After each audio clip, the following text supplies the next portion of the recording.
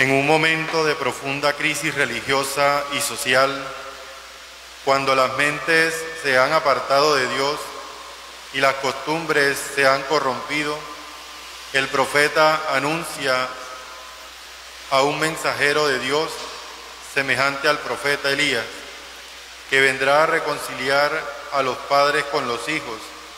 Es Juan Bautista, el precursor del Señor, quien realiza esa reconciliación, haciendo que sus padres acepten el nuevo orden de cosas que Dios propone.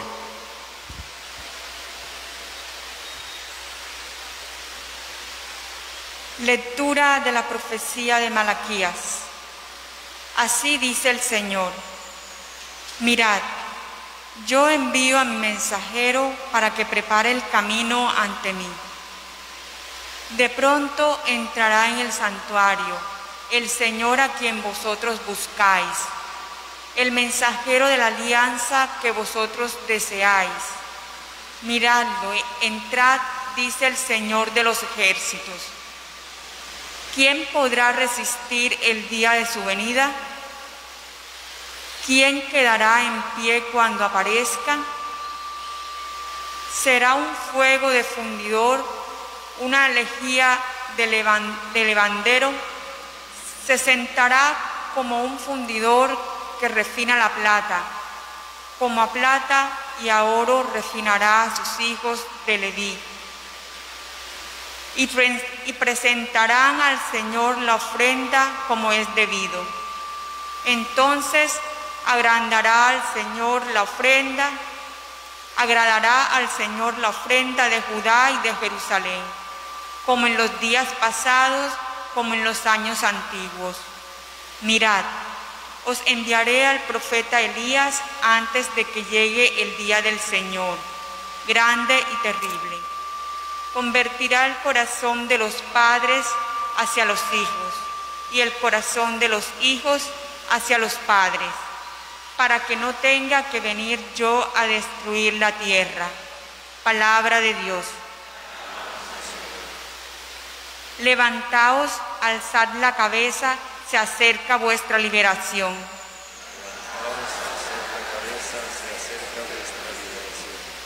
Señor, enséñame tus caminos, instrúyeme en tus sendas, haz que camine con lealtad, enséñame, porque tú eres mi Dios y Salvador. Levantaos, alzad la cabeza, se acerca vuestra liberación. El Señor es bueno y es recto, y enseña el camino a los pecadores. Hace caminar a los humildes con rectitud. Enseña su camino a los humildes. Levantaos, alzad la cabeza, se acerca vuestra liberación. Las sendas del Señor son misericordia y lealtad para los que guardan su alianza y sus mandatos. El Señor se confía con sus fieles y les da a conocer su alianza. Levantaos, alzad la cabeza, se acerca vuestra liberación. Tu palabra me da vida, confío en ti, Señor. Tu palabra es eterna y en ella esperaré.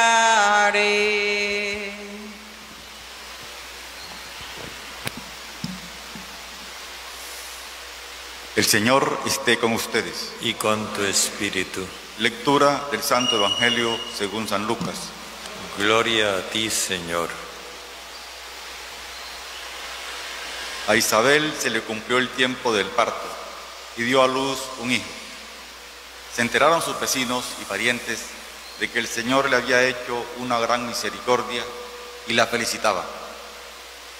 A los 8 días fueron a circuncidar al niño y lo llamaban Zacarías, como a su padre. La madre intervino diciendo: no, se va a llamar Juan. Le replicaron: ninguno de tus parientes se llama así. Entonces preguntaban por señas al padre cómo quería que se llamase. Él pidió una tablilla y escribió: Juan es su nombre. Todos se quedaron extrañados. Inmediatamente se le soltó la boca y la lengua y empezó a hablar bendiciendo a Dios. Los vecinos quedaron sobrecogidos y corrió la noticia por toda la montaña de Judea. Y todos los que oían reflexionaban diciendo: ¿qué va a hacer de este niño? Porque la mano del Señor estaba con él. Palabra del Señor. Gloria a ti, Señor Jesús.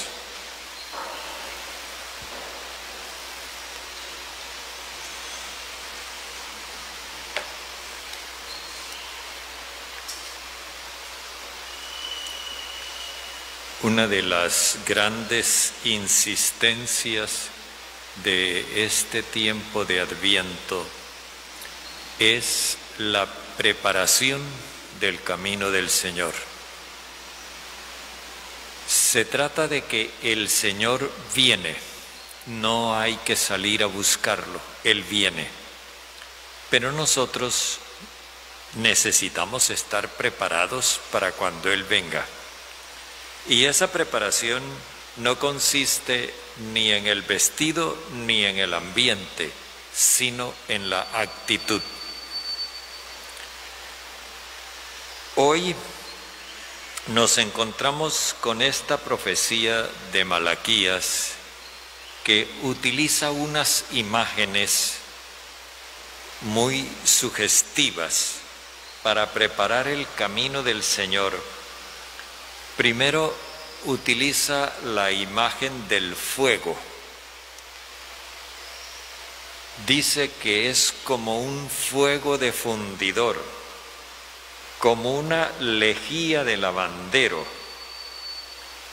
Y entonces esas imágenes muestran, por un lado, la purificación de lo malo, por otro lado, la limpieza para que quede lo bueno, por otro, el aquilatamiento, cuando dice, los refinará como se refinan la plata y el oro, es decir, para que queden puros, pura plata, puro oro y no mezcla. Esto es una forma que tiene el profeta de hacer ver que Dios quiere vernos, quiere encontrarnos como Él nos pensó desde el principio. Seres humanos nobles, dignos, justos, solidarios. Ese fue el diseño que Dios quiso cuando nos creó. Y por eso nosotros necesitamos volver a ese diseño. De esta forma, el profeta dice que el mensajero del Señor, para prepararle el camino, convertirá el corazón de los padres hacia los hijos. Esto tiene un significado que es el siguiente. Convertir el corazón de los padres hacia los hijos implica que la generación vieja, los padres, acepta la novedad de la generación que viene, los hijos. Bueno, esto es lo que vamos a encontrar en el Evangelio. Isabel cumple su periodo y nace Juan.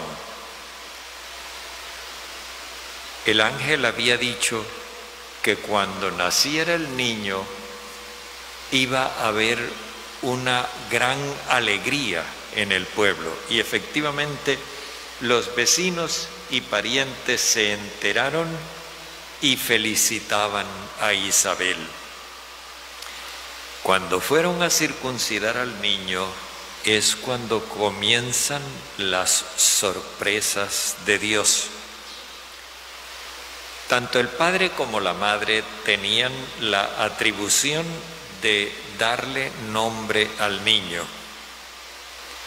Y aquí la madre, como el padre estaba mudo, la madre dice, se va a llamar Juan. Y los vecinos pensaban que no, que tenía que llamarse Zacarías como su padre, porque eso era para mantener la tradición. Y la madre insiste, no, se va a llamar Juan, pero es que ningún pariente tuyo se llama así. Entonces los vecinos, como tratando de devolver las cosas al cauce de la costumbre, le preguntan por señas a Zacarías. En este momento nos enteramos que Zacarías no solamente estaba mudo, sino también sordo. Y por eso le tienen que preguntar por señas. Y él, para poderse expresar, tiene que escribir en una pizarra, porque no hay manera de comunicarse con él. Está sordo y mudo. Pero Zacarías escribe el nombre de Juan. Juan es su nombre. Zacarías significa puro. Juan, en cambio, significa Dios ha manifestado su favor. Y de lo que se trata es de eso, no es simplemente un nombre, es un sentido para la vida. El concepto de pureza, ya nosotros lo sabemos, era una pureza legal que servía en el fondo para discriminar y excluir personas.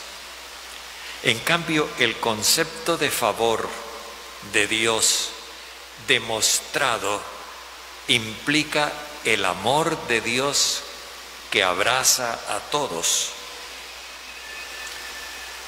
Esto indica un cambio y este cambio hay que aceptarlo.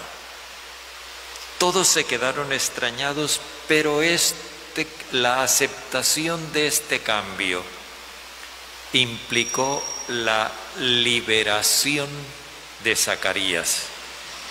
Se le soltó la traba de la lengua y de la boca y empezó a hablar bendiciendo a Dios. Los vecinos, que todavía estaban un poquito rebeldes, ahora quedaron sobrecogidos. Esta acción de quedar sobrecogidos en el Evangelio de Lucas aparece como la reacción de la gente frente a una intervención de Dios.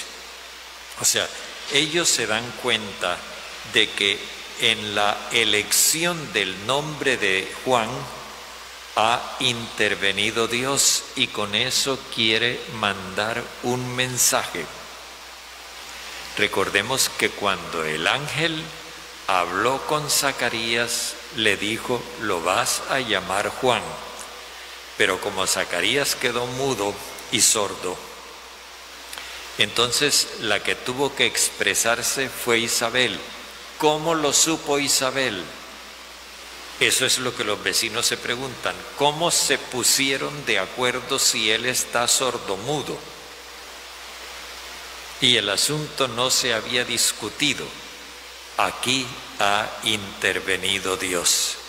Y entonces cuando ellos sienten que Dios está metiendo la mano, es cuando comienzan a preguntarse por el futuro. ¿Qué va a hacer de este niño? Porque ya no les queda duda de que Dios tiene la mano metida en la historia de ese niño. Pero fijémonos que la intervención de Dios no es para afianzar la costumbre, sino para abrirse a una nueva gracia. Y esto es importante que nosotros lo tengamos en cuenta, porque a veces podríamos dar la impresión de que a Dios se le agotó la imaginación, que no tiene nada nuevo que aportar, y entonces se trata de reciclar lo antiguo. Hay en algunos sectores, no solamente en la iglesia, ni solamente en la iglesia católica, hay muchos sectores donde existe un afán, a veces demasiado riguroso, de mantener el pasado sin apertura ninguna al futuro. Fíjense ustedes estas tres palabras que están siendo objeto de desazón en muchas personas: nuevo orden mundial. Cuando se habla de nuevo orden mundial, hay mucha gente que parece que le mencionaran el diablo. Incluso para criticar al Papa, algunos han dicho que el Papa Francisco está promoviendo el nuevo orden mundial. Bueno, aquí Isabel estaba promoviendo un nuevo orden. Y lo que escuchamos ayer, cuando María hace ver que Él derriba del trono a los poderosos y enaltece a los humildes, a los hambrientos los colma de bienes y a los ricos los despide vacíos, María estaba proclamando un nuevo orden. Lo que pasa es que nosotros tenemos que discernir, analizar. Para eso nos dio Dios esta totuma que tenemos encima de los hombros, para pensar, para discernir. Se trata de que hay unos que piensan que el nuevo orden consiste en reciclar el orden viejo, y otros que estamos pensando que el nuevo orden consiste en superar ese orden fracasado para abrirnos al reino de Dios. Pero para eso se necesita pensar, no simplemente dejarse llevar por eslogans en las redes sociales, en los periódicos, en las revistas, en los noticieros, en la radio, en la televisión. No podemos nosotros seguir siendo copia y pegue y envíe. Necesitamos discernir. ¿Por qué les estoy diciendo esto con tanta vehemencia? Ayer me vino una noticia que me causó mucha tristeza. En Argentina, un obispo estaba explicándoles a su gente en su diócesis que, dadas las condiciones de la pandemia, lo más apropiado era que recibieran la comunión de pie y en la mano. Sorpréndanse ustedes, hubo un sacerdote que fue a reclamarle al obispo por qué estaba dando esa autorización. El sacerdote, supuestamente muy devoto de la Santísima Eucaristía, el obispo le explicó las razones de salud pública y de consideración, y de todas maneras, porque la comunión inicialmente se recibió de pie y en la mano. Pues el Santísimo Padre, con su devoción a la Santísima Eucaristía, se llenó de ira santa y levantó a trompadas al obispo por mantener la supuesta tradición. Es más tradicional la comunión en la mano y de pie que la comunión en la boca y de rodillas. Pero quizás el Padre se le olvidó aquello que dice el Señor en la Eucaristía: hagan esto en conmemoración mía. Porque levantar a trompadas al obispo yo no creo que pueda decir que lo hace en recuerdo de Jesús. Estas cosas necesitamos discernirlas, porque no se trata ahora de juzgar y condenar al cura. Es que al cura lo educaron así. Y entonces es en la educación donde nosotros tenemos que buscar la respuesta a esto. ¿Por qué los vecinos se oponían a que Isabel le pusiera a Juan ese nombre? Porque ninguno de tus parientes se llama así. ¿Eso es una razón? Eso no es ninguna razón. Porque siempre se ha hecho así. Parecería como que a Dios se le hubiera agotado la imaginación y ya no tuviera nada más que recurrir a lo viejo. En realidad, ese apego a la tradición, a la costumbre, a lo que siempre se ha hecho, eso no demuestra fe. Eso lo que demuestra es temor. Y la prueba está en que suscita reacciones violentas, agresivas. Como dicen los psicólogos, somos agresivos cuando nos sentimos inseguros. Nosotros necesitamos preparar el camino del Señor con toda libertad. Como decía el profeta Isaías, miren que estoy haciendo algo nuevo.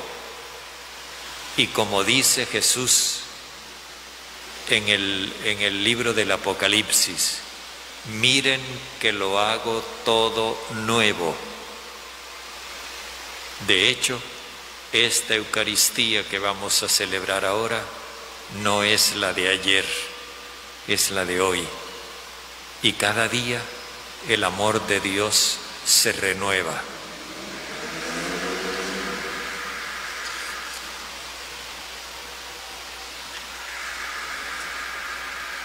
Oremos, hermanos, para que el Señor nos ayude a renovarnos interiormente y a renovar nuestra manera de proceder, a fin de que, haciendo caso de la exhortación del precursor, enmendemos nuestra vida y preparemos el camino del Señor. Vamos a responder cantando: ven, Salvador nuestro, por quien suspiramos. Ven a nuestras almas, ven, no tardes tanto. Ven a nuestras almas, ven, no tardes tanto. Salvador nuestro, que nos llamaste a una nueva alianza, sellada en tu sangre derramada, renuévanos interiormente por la comunión con tu sangre y concédenos estar dispuestos a entregar nuestra vida por los hermanos, como tú la entregaste por nosotros. Ven, Salvador nuestro, por quien suspiramos. Ven a nuestras almas, ven, no tardes tanto. Ven a nuestras almas, ven, no tardes tanto. Salvador de las naciones, que conoces las mentiras con que son engañados los pueblos y eres testigo de la corrupción de las costumbres en busca de sórdidas ganancias. Haznos libres con el pleno conocimiento de la verdad de Dios mediante la experiencia salvadora de tu Espíritu Santo. Ven, Salvador nuestro, por quien suspiramos. Ven a nuestras almas de no tardes tanto. Ven a nuestras almas, ven, no tardes tanto. Salvador del mundo, que presencias y repruebas la violencia con la que se pisotea la dignidad de las personas, se violan sus derechos y se burlan los deberes de justicia. Enséñanos tu mansedumbre de corazón para que renovemos nuestras relaciones sociales, nos reconciliemos unos con otros y aprendamos a convivir en paz. Ven, Salvador nuestro, por quien suspiramos. Ven a nuestras almas, ven, no tardes tanto.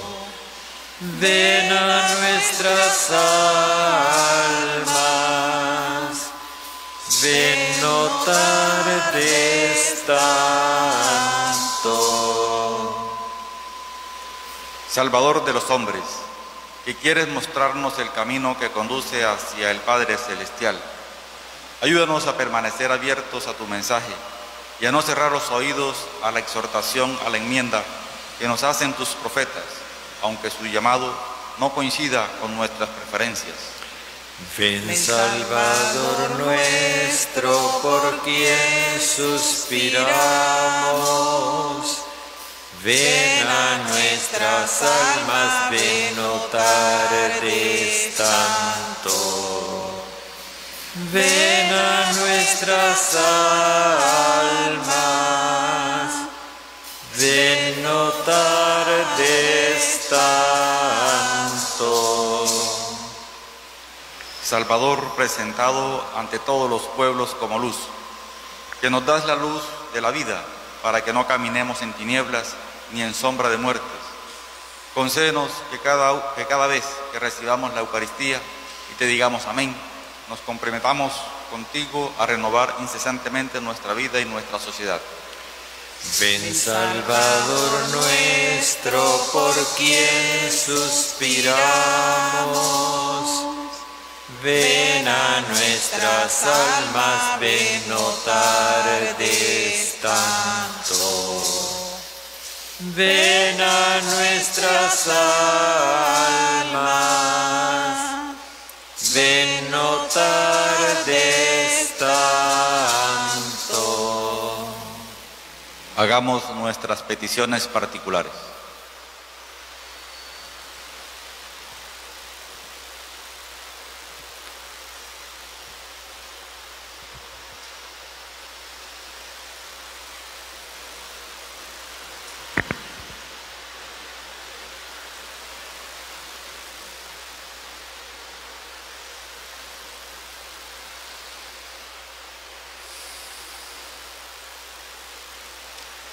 Señor Jesucristo, antes de tu venida, el Padre envió a Juan Bautista para prepararte el camino. También hoy nos sigue enviando profetas para que nos inviten a renovarnos y a allanar el camino hacia ti. Concédenos no rechazar